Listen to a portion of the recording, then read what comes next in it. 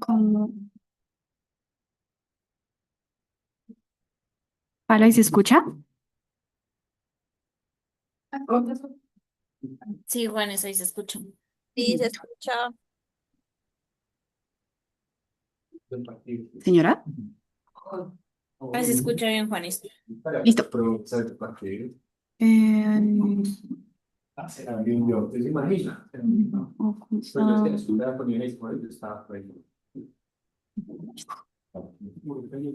Por ahí, jamás lo hubiera imaginado. Yo tampoco. Si yo soy incapaz de ver un cole con una hamburguesa antigatos.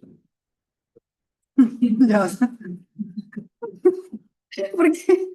No, Pero la actividad de eso. no, no, es que es un sticker que no me enorgullece.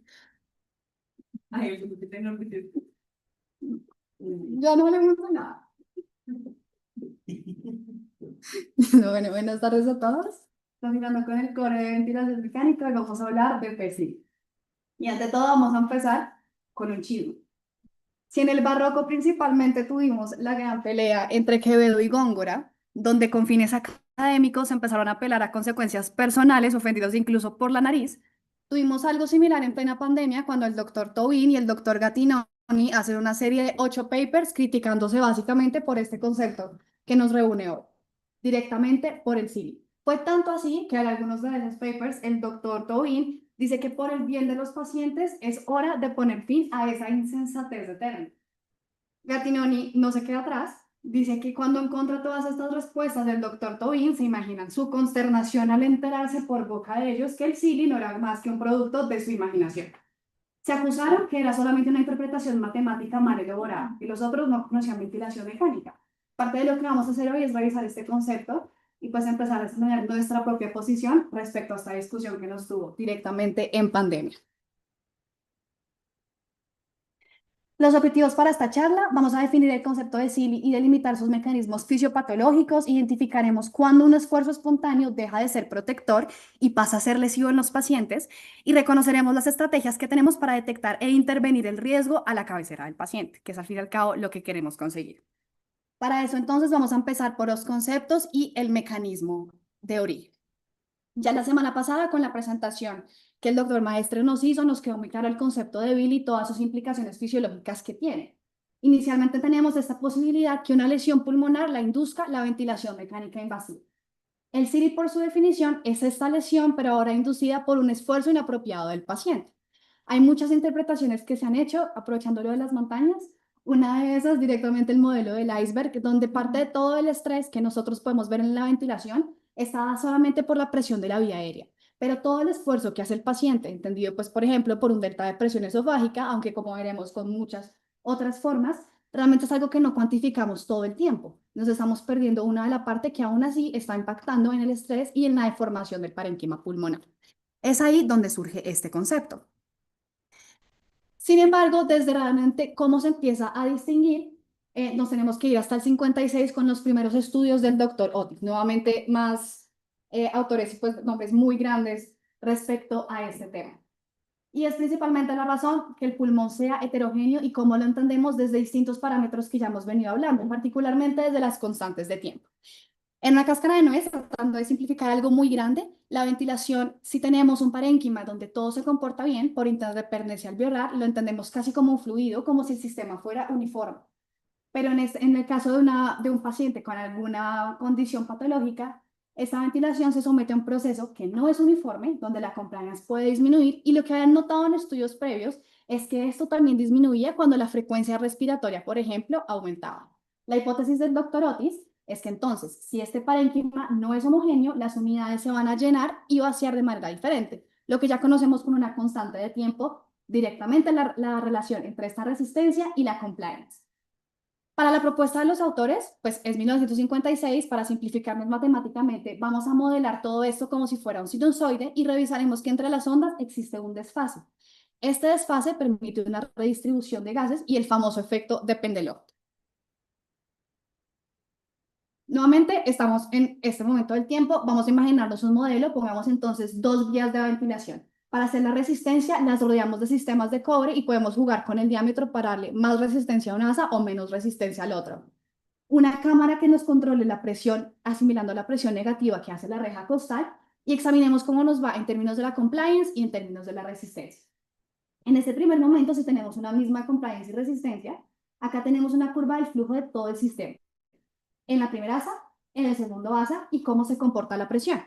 Como punto inicial podemos ver que el flujo y la presión llegan en momentos diferentes del tiempo. Esta conclusión pues ya la tenemos directamente desglosando la ecuación de movimiento, pero veremos que el flujo se da antes y después llega el pico de presión. Pero ahora, ¿qué pasa si empezamos a modificar este primer modelo? Aumentemos, por ejemplo, la resistencia en el primer asa que dibujamos. ¿Qué vemos directamente en el tiempo? Nuevamente tenemos este cambio directamente donde el flujo llega diferente que la presión, pero cada asa se comporta diferente. En la primera asa, donde empezamos a jugar con la resistencia, este tiempo va a ser diferente, este desfase va a cambiar respecto a la segunda. Lo que quiere decir que va a haber un momento en el tiempo donde aunque el volumen inicial que le pusimos al ventilador o al modelo que nos imaginamos sea el mismo, no es el mismo volumen o no es el mismo flujo que tienen las dos asas respiratorias. El volumen de una va a ser diferente al que la otra, pero tenemos un mismo volumen en total. El sistema está redistribuyendo el volumen de aire. De acá viene el origen del concepto. Con esto ya entendemos que el gas se desplaza entonces desde una unidad hacia la otra y que un flujo total de cero no quiere decir que dentro del sistema este no se esté redistribuyendo.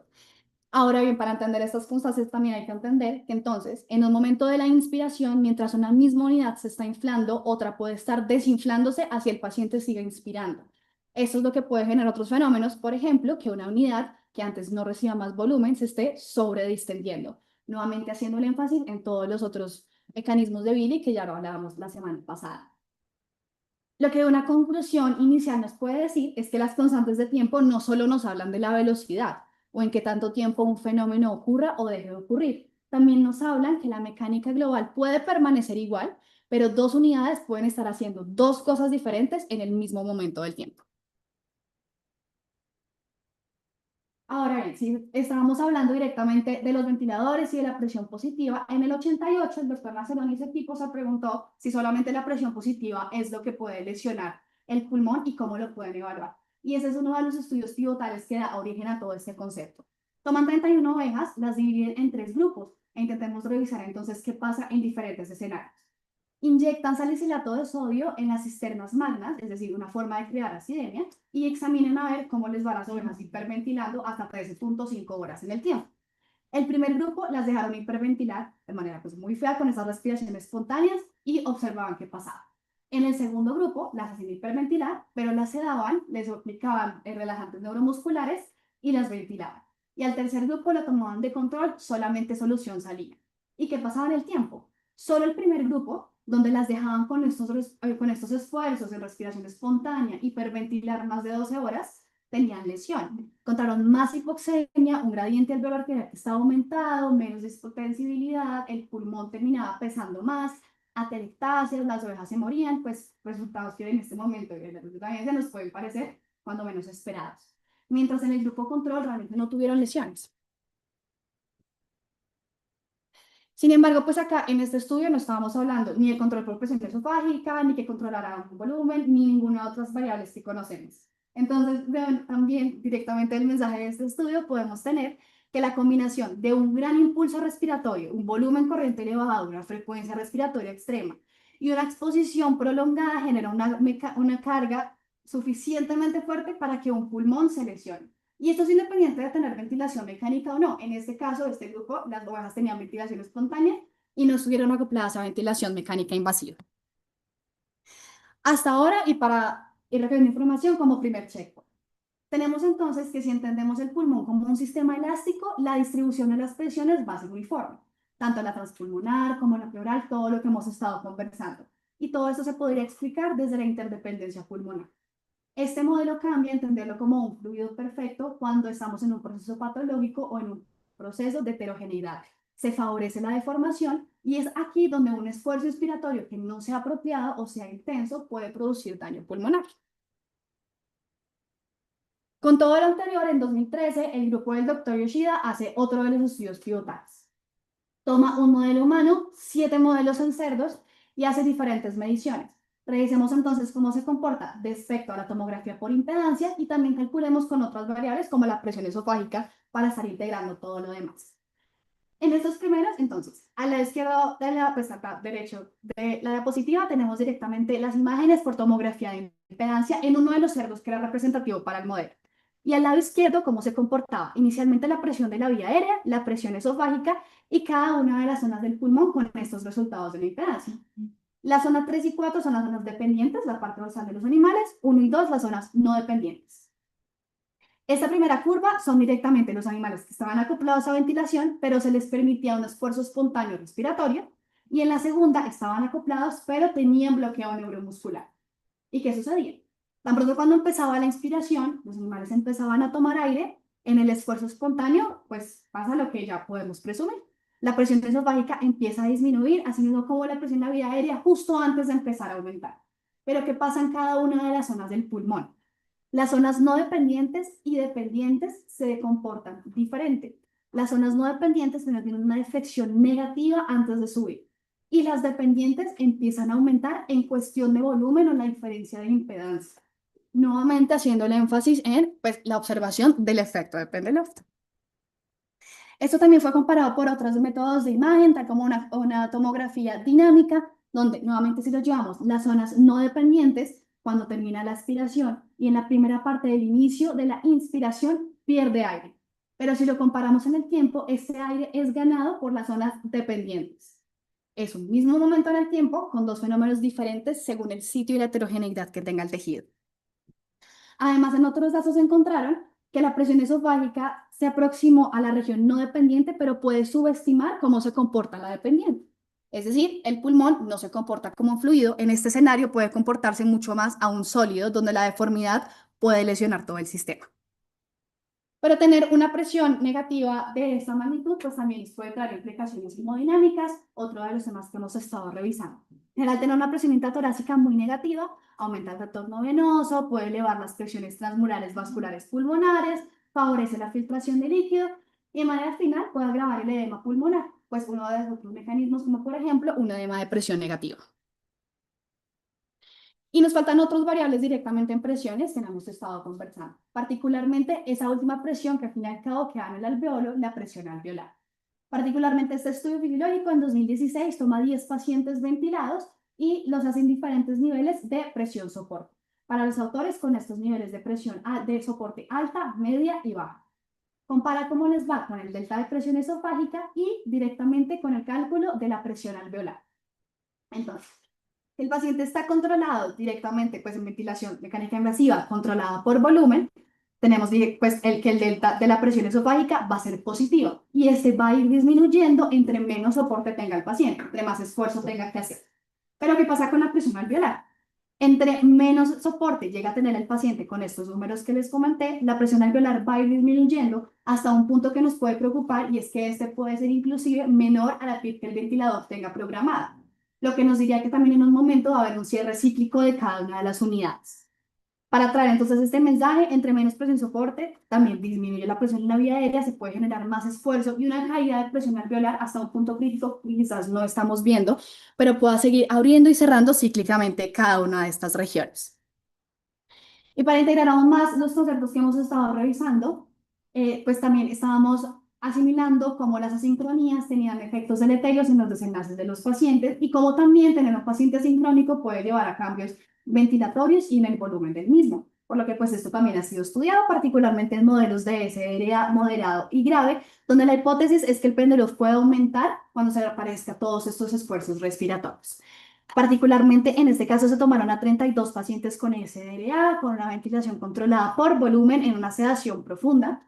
Como un punto inicial, pues estos modelos de sedación son directamente definidos por los autores hasta una escala de RASS de -4 a -5. Se suspendía el bloqueo neuromuscular y observaban cómo en una hora se comportaba el esfuerzo respiratorio. Y se analizaban diferentes tipos de sincronía, tanto cuando el paciente estaba, digamos, sincrónico o la respiración era desencadenada por él, que es la disparada por el paciente o trigger en este caso, cuando existía un trigger reverso, esfuerzos inefectivos o breath stacking con la definición que ya Vale, nos comentó ampliamente en charlas pasadas. Y revisaban también el nivel de esfuerzo, todo medido por presión esofágica. Listo.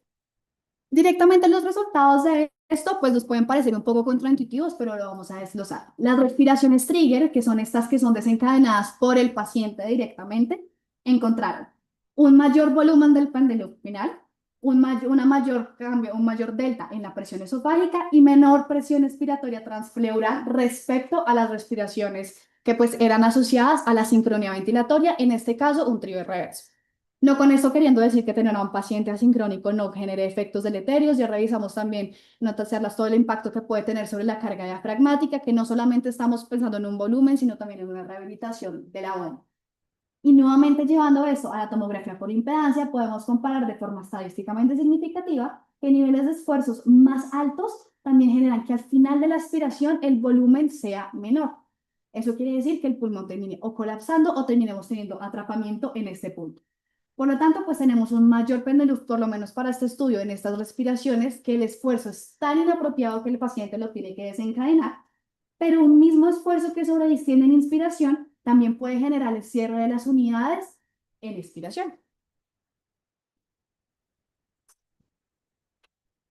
Pero entonces en todo esto, una de las principales soluciones podría ser, pero cambiemos el modo. Si lo tenemos, por ejemplo, en presión y el tema es que el paciente está logrando volúmenes inadecuados, a pesar de tener eso, podemos entonces empezar a decir, de esta manera podemos controlar el volumen. En teoría, si lo tuviéramos solamente controlado por volumen, si el paciente tiene un esfuerzo, se va a mantener el volumen corriente, porque para limitar la presión transpulmonar se va a reducir directamente como está la presión en la vía aérea. Esto fue estudiado en modelos animales, particularmente en conejos, adquiriendo pues este tipo de mecánica directamente para ellos, pues frecuencias respiratorias muy altas porque son conejos. Y nos empezamos a hablar cómo se comportaba directamente este reclutamiento de volumen corriente o de volumen tidal en cada una de las fases. Controlados por presión, primero en un modo espontáneo, al final de la aspiración teníamos un reclutamiento de 15%. Ahora, controlados por presión y paralizados, este era el 4.9%. Había menos daño relacionado con atelectrauma. Si ahora nos vamos al modo por volumen, vemos que realmente no hay una gran diferencia. Con una respiración espontánea, nuevamente tenemos un reclutamiento de 15% y cuando tienen relajación neuromuscular, aproximadamente un 8%, no hay diferencias realmente en el enfoque de este modo. Lo que entrada nos dice que el esfuerzo, más que el modo, es el que favorece realmente que genere esta apertura y cierre cíclico con un potencial de atelectrauma. Pero entonces, perdón el chiste, aprovechando el partido. Revisando todo esto que estuvimos diciendo, habíamos hablado también, el stress y el strain son magnitudes meramente mecánicas. El pulmón no está entendiendo directamente cuál es la fuente de la deformidad o del estrés que se está generando. Si es por un esfuerzo inapropiado o es producto de una ventilación por presión positiva. Y muchas de las cosas que estábamos hablando, que un volumen se redistribuya y otras unidades se sobredistiendan más como no deberían sobredistenderse, ya nos recuerda Volutrao. El cierre cíclico y ese comportamiento ya nos recuerdan a Telectrauma. Realmente, pues, podemos distinguir entonces este tipo de ventilaciones o deberíamos empezar a decir que la lesión pulmonar debería ser realmente asociada al strain y exacerbada por un pulmón heterogéneo, exacerbada por un esfuerzo inapropiado o por los parámetros ventilatorios que tengamos en ese momento. Eso lo podemos dejar para discutir más adelante. Es así con todo lo que hemos visto que el CILI se comporta como un círculo vicioso. Podemos empezar por donde consideremos más pertinente. Pero en este caso, teniendo una injuria pulmonar, cualquier estímulo que nos genere estas características del tejido que es heterogéneo nos puede producir mayor esfuerzo inspiratorio del paciente. Tanto pues en el tejido desreclutamiento, que se inflame, una acidosis, tal como veamos en el ejemplo de las ovejas, este esfuerzo también impacta en el drive respiratorio. El tejido en sí mismo aumenta el fenómeno de péndulo oculto con las respiraciones hemodinámicas que tiene y cada vez aún va a terminar aumentando todos estos mecanismos de lesión, el volutrauma, el atelectrauma, el edema pulmonar, el daño vascular, entre otros. En resumen, entonces, el CIDI se comporta como un círculo vicioso entre tener una lesión pulmonar, tener un drive elevado y tener un esfuerzo que vamos a decir es inapropiado, favorecido por una interacción del paciente y el ventilador, una caída excesiva de la presión alveolar, que me preocupa cuando pues me preocupa aún más si esta es inferior al PIB programado, un aumento de la presión transmural vascular pulmonar, un pulmón que es heterogéneo, que se traduce en fenómeno de Pendelov, volutrauma y atelectrauma dado por el reclutamiento tidal. Para identificarlo, frente a todo esto, pues hemos hablado ampliamente de estudios fisiológicos directamente con una definición que es muy amplia, dada directamente en el esfuerzo y en cómo se comportaba la tomografía por impedancia y la tomografía dinámica, pero pues no hemos dado unos criterios tal cual como precisos de diagnóstico para poder enfocarnos. Y ese es el primer punto a tener en cuenta, particularmente en estos estudios surgen entonces de una conclusión fisiológica con lo que hemos observado. Más allá que tener un punto sobre este y un punto más que otro, me vaya a dar más o menos riesgo que un paciente pueda desarrollar, sí. Pero pues en general, ¿quién está respecto a lo que hemos hablado? Primero, un paciente que tenga una lesión pulmonar grave donde este tejido no sea igual, donde esté expuesto a un aumento del drive respiratorio y a un aumento de la permeabilidad vascular. Segundo, que este volumen pulmonar se ha sometido a efectos mecánicos, tanto porque altera directamente el parénquima pulmonar como todas las relaciones que tiene con la relación de la longitud y la tensión que pueda hacer el diafragma. Y cualquier otro factor que aumente el drive respiratorio, que el paciente tenga ansiedad, tenga dolor, tenga fiebre o, por ejemplo, acidosis metabólica. Para la evaluación, vamos a aprovechar todas las herramientas que hemos venido discutiendo y las vamos a tomar directamente en el esfuerzo. No con el objetivo de detenernos directamente en este punto, pero pues sí para dar el repaso general. Tenemos algunas variables que nos miden el drive respiratorio como el P sub 0,1, esfuerzo directamente como el cambio de la presión esofágica o un delta POC. Podemos estar hablando de la presión transpulmonar dinámica, el índice de presión muscular con las variables y los umbrales orientativos que también discutimos previamente, apoyados de otras características como la fracción de engrosamiento diafragmático, la actividad eléctrica, el índice de flujo, pues recordando las características morfológicas, no necesariamente el corte numérico como también hemos conversado previamente, y algunos otros parámetros ventilatorios. Respecto particularmente en ese punto, en ventilación mecánica no invasiva, que no utilizaba algunos umbrales para distinguir qué paciente puede llegar a fallar y así requerir ventilación mecánica invasiva. En algunos estudios se ha determinado que un punto de corte sobre el peso corporal del paciente puede ser que el paciente esté movilizando más de 9 cc por kilo. De todas formas, estos pues no son validados en esfuerzos inapropiados, son estudios hechos en la falla de una terapia instaurada. Y la tomografía por impedancia, que ha sido una de las claves para poder determinar y caracterizar esta entidad. Sin embargo, estos valores parecen no ser iguales para todos. No tener una presión sub 1 en cualquier momento del tiempo con diferentes pulmones puede traer los mismos desenlaces y esto también se ha estudiado. Este estudio del año pasado publicado en Lancet siguió, pues es un estudio de cohorte donde participaron pacientes adultos mayores de 18 años con ventilación mecánica invasiva en el Hospital General de Toronto. Y lo seguía en la ventilación mecánica los primeros 10 días, evaluando diferentes de las pruebas que hemos conversado, P sub 0,1, el delta POC, los deltas de presiones transpulmonares. Comparaban cómo se encontraba el nivel de drive y esfuerzo y cómo se encontraba en ese momento el paciente por gas, el nivel voxemia medido por PAF, menos de 150 y más de 150, tratando de evaluar dos desenlaces gruesos, la mortalidad y el egreso vivo de las unidades. Y uno de los resultados que más nos puede sorprender respecto a esto es directamente la asociación lineal o no de cada uno de los valores. Para revisarles esta gráfica, lo que tenemos acá en cada uno de los cortes. En estos dos iniciales tenemos una gráfica que nos compara cómo se encuentra la mortalidad hacia el P sub 0,1 y el delta POC. Todo lo que se encuentre arriba de estas líneas puntuadas tiene una asociación lineal con el efecto que estamos evaluando. Lo que se encuentre por abajo no es lineal, no se correlaciona directamente. La gráfica de azul son los pacientes que tenían una PAFI menos de 150 y la línea roja más de 150 y pues los sombreados son los intervalos de confianza según el código de color que estábamos diciendo. Entonces, comparado con todas las mediciones de los pacientes respecto a la mortalidad, la principal relación es que si este P sub 0,1 se encuentra entre 0 y 2, tiene mayor mortalidad, particularmente en los pacientes que tienen una PAFI menor de 150.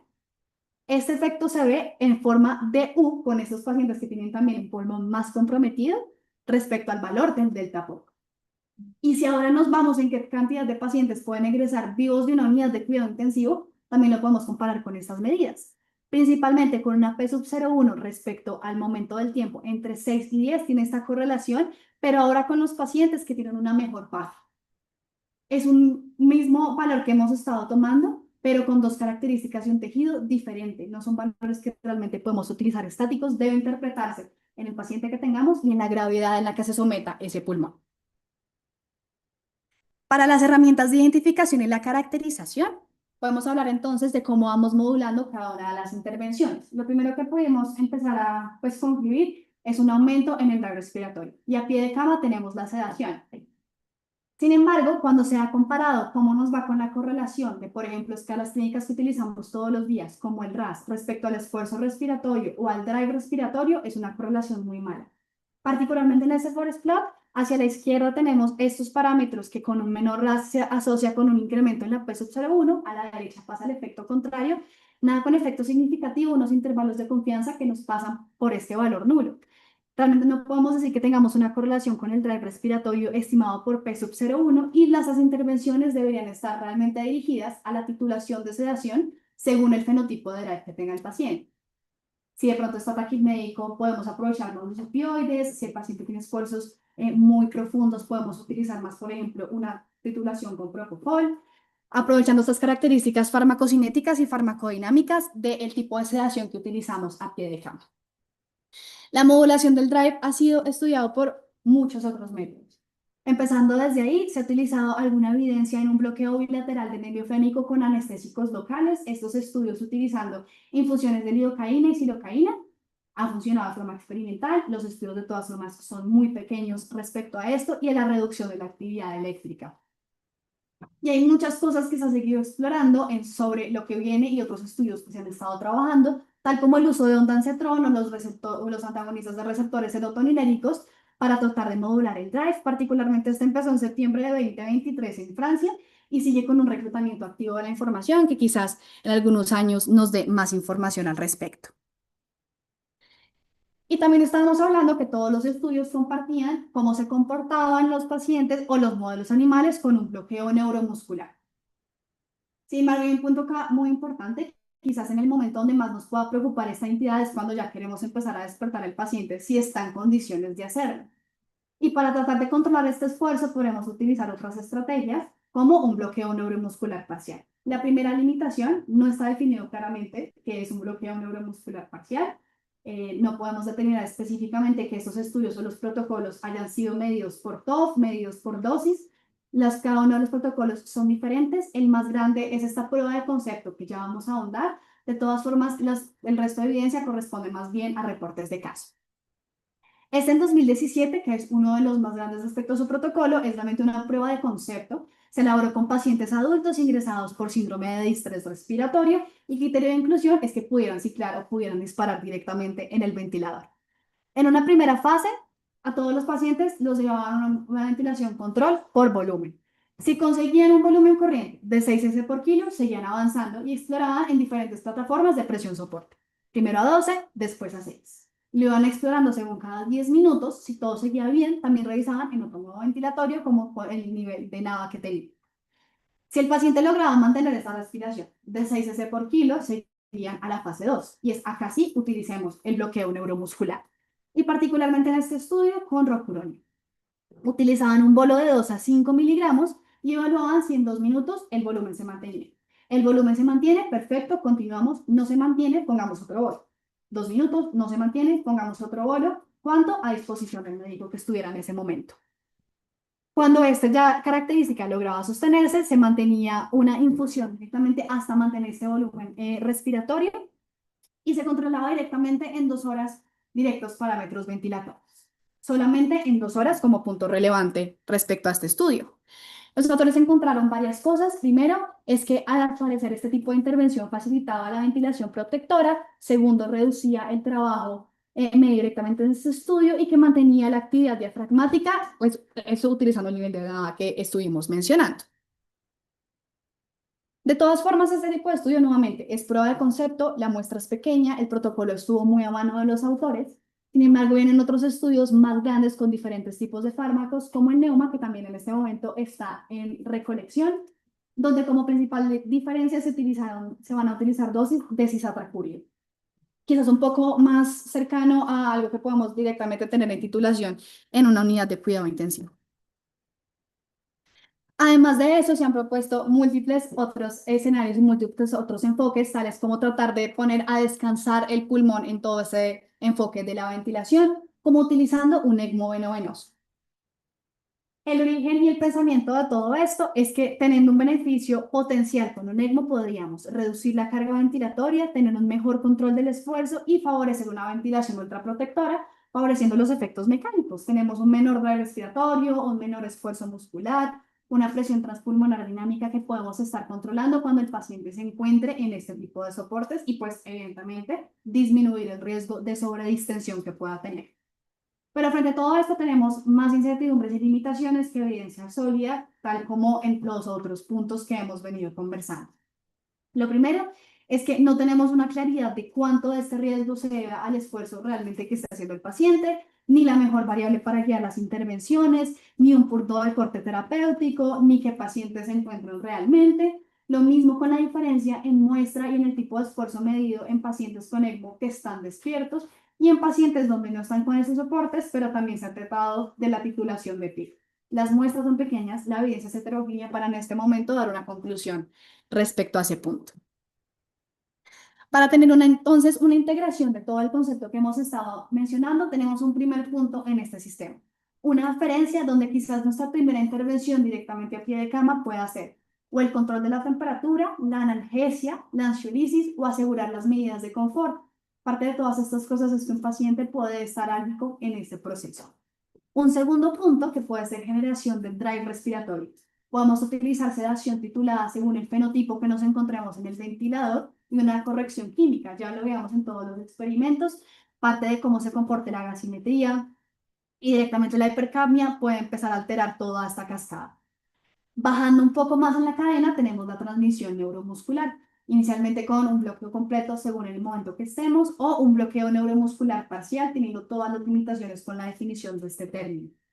Llegando entonces que nuestra sedación, la ventilación y todas las intervenciones van a estar encaminadas en un control diafragmático y ventilatorio.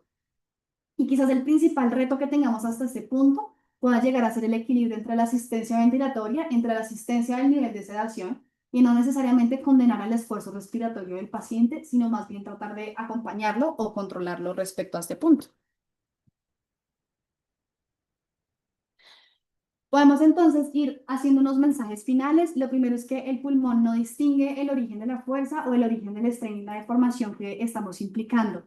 Realmente solamente entiende este tipo de dinámicas que están agravadas por la heterogeneidad de un tejido. Lo segundo es que no les ofrece un umbral fijo entre proteger y lesionar con lo que tengamos. Va a depender del tipo de pulmón que tengamos, el tipo de paciente.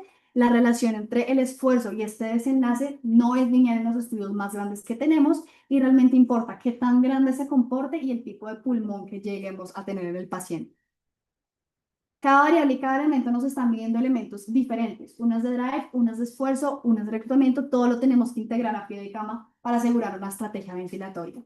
Y nuevamente quizás el punto de esta conversación sea cómo modulamos el esfuerzo y no necesariamente cómo lo suprimimos. Volviendo entonces a la pelea inicial, directamente sobre lo que cada uno conservaba, aunque el doctor Tobin era fuerte partidario que quizás intubar a los pacientes por tener el susto de que pudieran generar un PECILI, realmente nos traería un retraso de más de 20 años de estudios de ventilación mecánica no invasiva. En mi opinión, nos podríamos acercar un poco más a la vista del doctor Gattinoni, donde desconocer estas transferencias de presiones en un tejido que es heterogéneo nos puede condenar a terminar lesionándolo. No es un cambio matemático, lo hemos visto directamente en la caída de la presión alveolar, de la presión esofágica y directamente con todas las medidas de ventilación de esfuerzo y drive. Reconocer esta heterogeneidad puede preservar el pulmón y el diafragma, más que terminar lesionado. Gracias.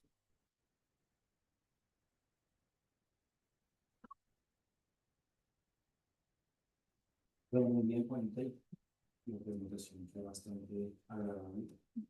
Muy diferente de las que siento. También son bastante buenas. La verdad, en términos de forma, no veo ninguna corrección sino grande caso. Entonces, quiero no sé si alguien quisiera hacer alguna observación respecto a las presentaciones siempre son bastante buenas. Y algo que resalto en esta época de día podemos tomar, creo que todos, y es el uso que tú le das a la IA. Realmente a veces es una infografía con mucha letra que nosotros usamos y que nos critica cuando pasamos al frente. Pues como tomar el ejemplo de tu charla, de cómo tú haces un uso modulado de la IA en el sentido de que pones algo pero específico, 5, 4 cuadritos, pero no algo, dicho, que sea incómodo visualmente. Entonces, lo resalto mucho y creo que es algo que podemos aprender todos, porque claramente pues, vamos a hacer presentaciones con la IA, pero pues hay que saberle dar un uso y tu presentación es un claro ejemplo. Yo quiero felicitarte, Juanita, porque yo te dije ayer, cuando nos has escuchado la preliminarmente, y es que creo que para todos, en la gran mayoría, es una charla que hemos visto más de una vez, inclusive muchas más de 2 veces, incluyendo 2 veces, a mí y a mis colegas. Y creo que un poco que tú le diste fue como voltear muchos de los paradigmas que uno da por sentado hoy por hoy, obviamente respaldado en evidencia nueva y en esa discusión grande de esa editorial que hiciste al principio. Y creo que lo más poderoso de todo esto, por lo menos para nosotros, es que con este tipo de charlas yo me llevo algo nuevo a casa, más preguntas, muchas más cosas para ir a realizar, por supuesto. Y es no caer como en el error de que siempre vamos a exponer lo mismo. Y porque a veces puede pasar que uno, pues, por comodidad lo haga, y eso está bien porque uno refuerza el concepto, pero es una vuelta impresionante con el hecho de que uno queda como de plantear de lado que será que realmente si el freno tal cual como el que saben, o realmente es una manifestación diferente del mismo ruido. Es diferente, ¿no? Eso es lo que creo que es una comparación. Y creo que cuando uno sí, tal vez remoldear tus conceptos previos, uno ya está muerto académicamente. Es decir, que uno tiene la capacidad como de tomar nuevas ideas, como cambiar el concepto, y como, uy, es que esto lo aprendí así, y si tú me lo dices de otra manera, va a ver como soberbio y no me creo algo que dijo este, pues le hay que hacer otra cosa para que ya se mueve. Y entonces te felicito. Bueno, también me parece que las felicitaciones son muy bien ganadas, solamente la parte de diseñar los procesos laboratorios es muy buena. Lo que entonces es más que todo como relatarnos, contarnos una historia desde empezar con el chisme, que esos son recursos que tienen muy lentos charlas, como una metáfora, una sí, es muy llamativo y me parece que así que la atención se mantenga en lo que empezó. No sé si para un tema muy especial. ¿Aló? ¿Me escucha? Sí, ahí te escuchamos. No, Juanis, felicitaciones. Creo que cuando uno lee mucho este tema, siempre hay como hay hasta gente que dice que no existe el PECILI, pero creo que tú resumiste muy bien la información y concuerdo mucho con el comentario que te hacía Juan Di, porque aunque hay cosas que claramente usas la IA, la usas de una manera que es agradable, que nunca resulta como contaminación visual, sino que al contrario se hace agradable para entender lo que tú estás queriendo transmitir.